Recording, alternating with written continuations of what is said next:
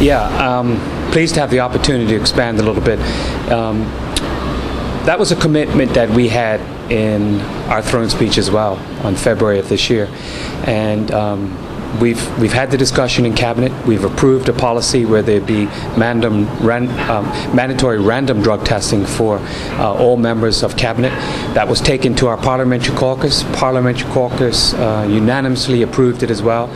So now all government members, whether they are cabinet members, backbenchers, or senators, have agreed to mandatory random drug testing. We will start that policy very shortly once we arrange out some final details with the administrator of that test.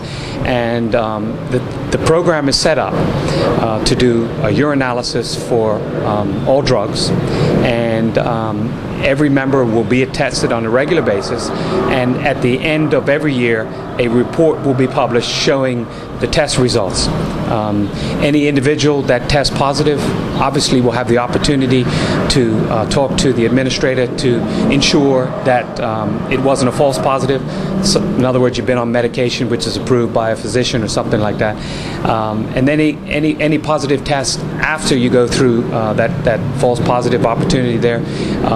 Then for cabinet ministers, the premier will decide what the consequences will be. For backbenchers, that will be decided through our One Bermuda Alliance Discipline Committee, and for senators, obviously, the premier who appoints senators will decide any consequences.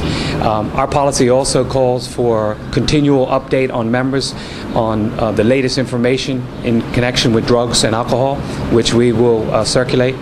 It's our intention to invite opposition members, independent members in the House, and independent members in the Senate to voluntarily join us as well, because we believe that it's important that with all the talk that we do, we also lead by example. And this policy is not about being out there to get anybody. This policy is about leadership by example, and if somebody does have a challenge from time to time, we will deal with it in a proactive and understanding way, because in life we all have our challenges.